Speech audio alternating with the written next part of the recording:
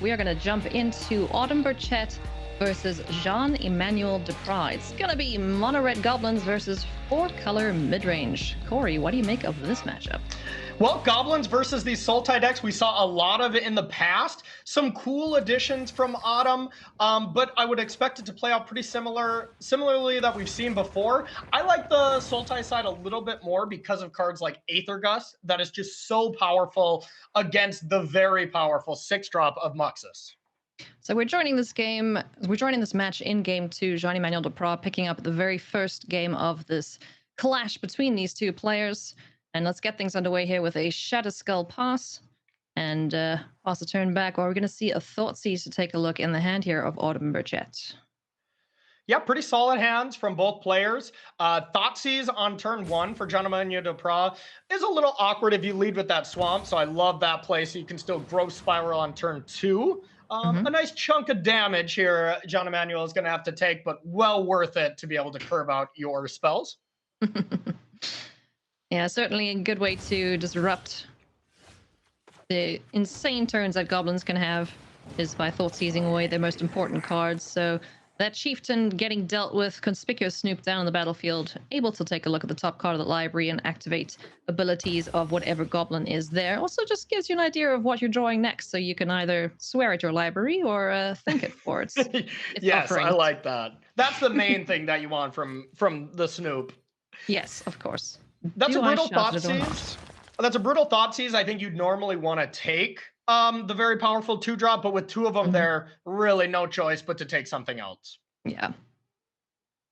Just to try and mitigate some of the damage a little bit later on down the line, if we do find a Goblin Matron, perhaps, to go and find Muxus, Goblin Grandee, or a Skirk Prospector or something like that. I totally agree. Autumn has a nice decision here. Whether to just play another 2-drop here, or you do have the option to sack your creature with Phyrexian Tower to play Krenko. I think that is a little too risky, so I like that play from Autumn. Yeah, just flooding this battlefield here. Goblins tend to have the higher creature density in the deck. You know, the 4-color midrange deck relies a lot on Uro, the Nissa lands, and Yasharn, the big pig. Ooh, Yasharn is a nice curve out here. Jean-Emmanuel Depraz has the option to just continue ramping this turn, play Growth Spiral, and even Uro as well with having 2 lands, or just play Yasharn into something very powerful like Elder Gargaroth or something. So a really nice setup for Jean-Emmanuel. Yeah, this Yasharn Implacable Earth has really been a great addition to the already powerful Sultai midrange deck. You know, just adding some white in there and then being able to get 2 cards out your library and shutting down so many of the archetypes in Historic already. You know, just being able to prevent the Skirk Prospector from ramping you to Muxus. It's big. Or even Phyrexian Tower here. You know, we're seeing it even have an effect here. Now, Autumn doesn't have anything, you know, great to ramp into as of right now, but, you know, still will shut that down a little bit later. Yeah. Shadow Skull smashing will be able to deal with the big pig as soon as the lands are available. But for the time being, you know, both players just doing their thing, getting their creatures out, and Krenko is going to start running away with things if it's not dealt with shortly. Yeah, exactly. Krenko is the really strong card, right? The really strong card on the battlefield here, because we see Jean-Emmanuel Depraz's list has a ton of removal, but none of it right now. So I'm sure he is really thinking, do I want to start drawing cards to get there, or just slam this giant 6/6? And I love this. Let's go. We like some giant 6/6s for sure that have a bunch of different abilities. Now this Conspicuous Snoop's showing why they're so powerful. There's a Muxus on top of the library. Ooh, that's a big one, baby. That's a big one. Our first Muxus. This next turn is gonna be nasty. Jean-Emmanuel Depraz needs to find something to stop this from happening. Yeah, I think if you're Jean-Emmanuel Depraz, I think my next turn, now that Muxus is possible, I think the whole thing you want to be doing now is just trying to draw as many cards as you can with Gargaroth, with Growth Spiral, with Uro, and just try to find an Aether Gust to be able to deal with that a little bit. Because this can definitely be a tempo game from Jean-Emmanuel's side. You have the bigger creatures. Krenko, of course, is still going to get a little out of hand as well, but you do have the bigger creatures for now to just keep attacking. And if you can control Muxus, you should be okay. Yeah. Control Muxus is certainly the name of the game here, as we see Jean-Emmanuel deep in the tank now, thinking about how to sequence this next line of play. Does have the Uro available. I'm not sure on the graveyard count if we can get that escaped straight away, but still missing a couple lands to be able to do so. The first things first, Elder Gargaroth, let's swing and draw cards. I think we only have the one Growth Spiral. Maybe there's a second card, but yeah, pretty far away from Uro so far. If only Thoughtseize was instant speed. Yeah. Can I please Thoughtseize the top of my opponent's deck? That would be very helpful.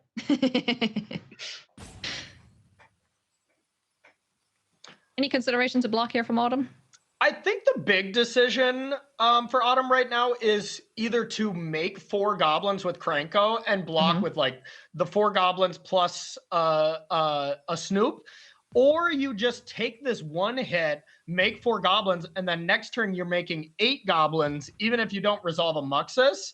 So I think that's the 2 options. It's pretty risky to block, because if there is another removal for Snoop, then all of a sudden you lose this value from the top of the deck. Yeah. So taking 6 down to 14, still ahead in life totals as Jean-Emmanuel is on 12. And here comes Uro, Titan of Nature's Wrath. All right, need to dig, need to find that Ether Gust.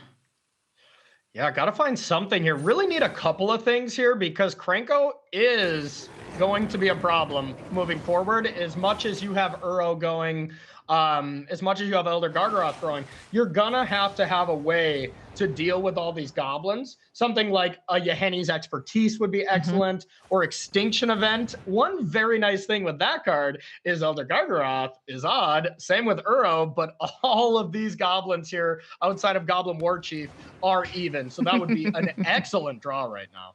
Yeheni's Expertise would even be wonderful because your creatures don't die to the -3/-3.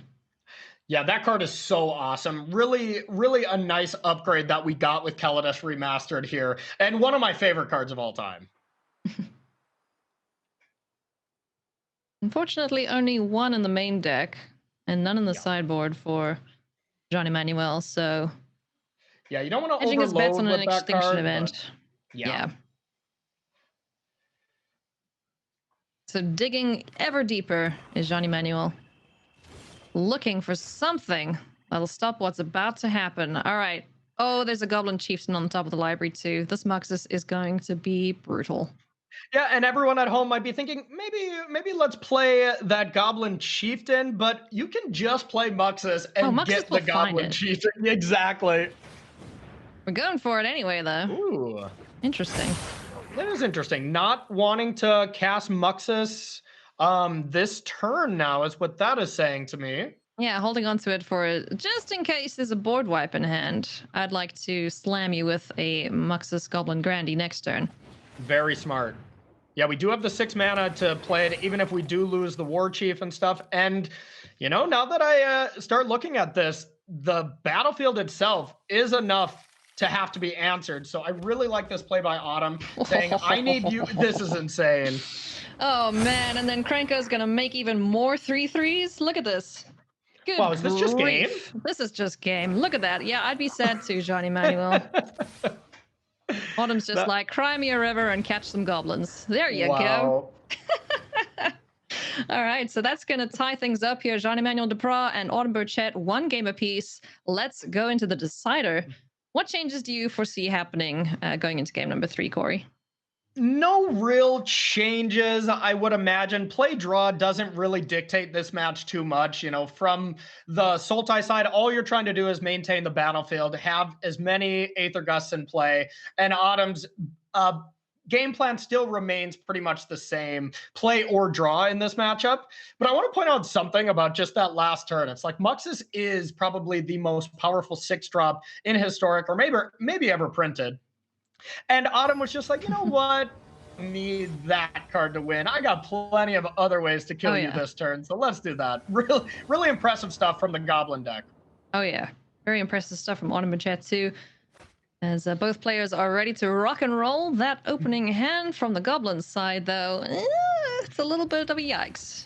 if we A can little call it bit of a that. yikes, a little bit of a yikes indeed, but I do love this new addition to the deck that Autumn, Emma, and Piotr Glukowski all came up with, and that's Herald Horn, a really cool card at not only making your goblins cheaper, but being able to draw you more cards as it goes. So even though there's only 2 spells, both of those spells find you more goblins pretty aggressively. So I like this keep. Good keep indeed. Also finding the Mind Stone, able to sacrifice that if needs be to draw cards. So yes, things looking good. And a Goblin Matron. So nothing but gas off the top of the library here for Autumn, as she's now able to go and get Muxus Goblin Grandee if she so chooses. Yeah, I mean, when do you play Goblin Matron and not go get a Muxus? I think you're just required, required by law to go get a Muxus there. Required by law. Love it. Oh, rough draw step there for Jean-Emmanuel, though. Yeah. This is great and all, but we'd love to find the lands to be able to play her.